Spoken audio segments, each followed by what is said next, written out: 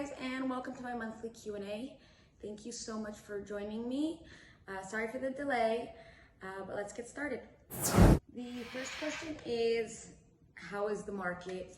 And as it has been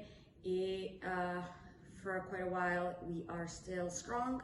We have multiple offers. We have houses selling over market value, very low inventory, and industry experts actually expect the prices to continue to rise throughout the end of the year. So it doesn't seem like we're having a cool down in the next couple of months. That's not to say that it won't happen at any point, but it just seems like as of right now, we're still in a very hot market, and it seems that it's going to be that way at least for the near future. Actually, my next question touches on the same issue. The next question is, are houses really appraising for these crazy prices? So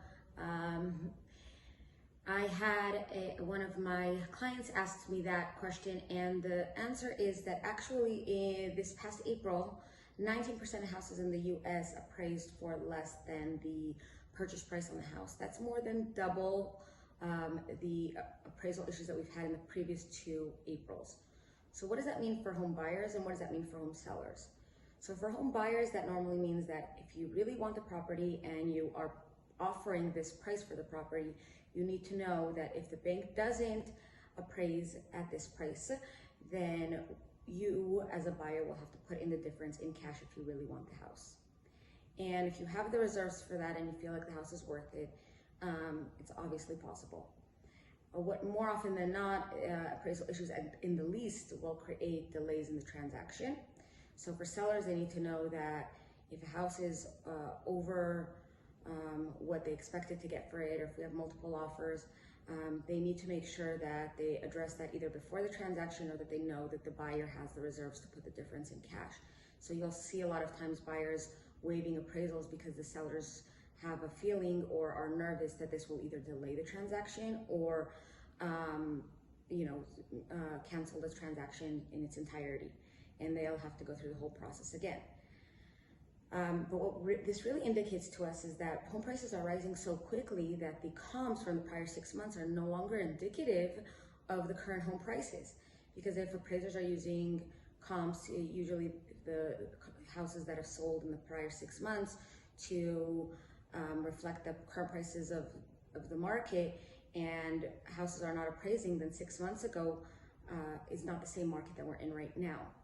So buyers need to make sure that when they offer a property and there's multiple offers and they're jumping way beyond the asking price of the property, that it could very well be that they'll need to either come up with the money with their own funds, or that it might not necessarily be possible to purchase this price with the loan that they intended to get.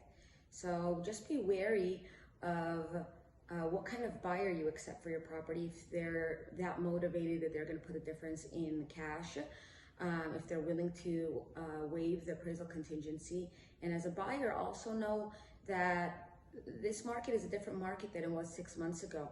And if you're looking to buy a house now, don't necessarily expect the house to appraise during the transaction. And if you still want it and you're still confident that this is the house that you're excited about, then you might have to figure out a way to obtain it by putting extra funds down.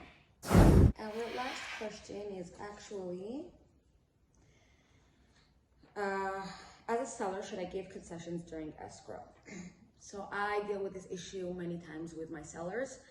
In this market, you'll see many transactions where you have multiple offers and you have backup offers at the exact same price, or very close to the same price, or even over the price that you're in escrow on. And in that situation, sellers have a lot more power, and they can then dictate the terms, and they can dictate the fact that they're selling the house as is. And you'll see that same as with appraisals. Buyers are so eager to buy properties, and there isn't that much inventory out there, that they oftentimes forego some issues that come up during appraisals.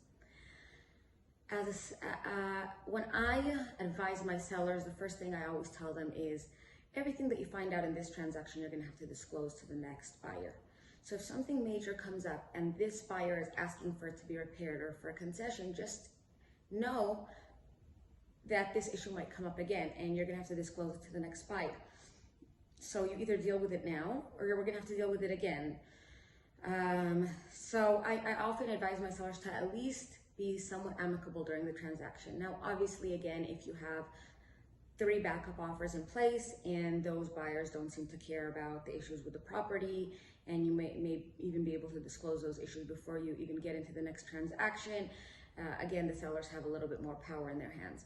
But it's always better to deal with what you have in the transaction than try to restart the whole process again, because if there's a known issue in the house, it's going to come up again. You have to disclose it. And I think also, even if it's just a little bit, even if you just credit some sort of concession towards that problem that came up, it makes the buyers feel good about their purchase.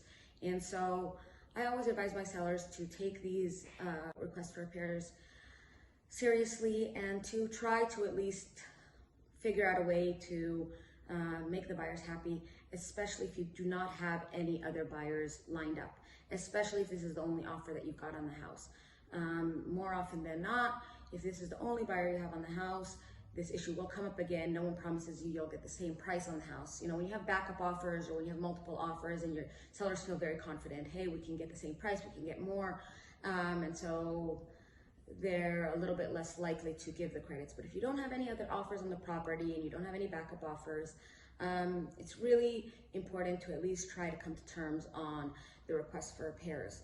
Because like I said, a lot of these issues are issues that will come up again. And again, when I refer to issues, I'm not talking about, you know, the house needs to be painted or the floor has a scratch in it. These are things that buyers usually see when they walk in. But if there's a plumbing problem that a buyer didn't see walking into the house when they first viewed it, that's obviously something that they didn't take into consideration in their budgeting costs when they put the offer in. If there's a foundation problem, if there's a roof problem, all of these things are things that are unbudgeted expenses that the buyer's now going to have to pay for at some point. So sellers need to understand that and deal with it accordingly. And obviously you want an agent on your side that's going to really negotiate harder for you and going to try to help you sell the property with the least expense to you. But that you also want an agent who's going to try to help you keep the transaction together. So those are things that are important when you're selling a house and you get a really big request for repairs.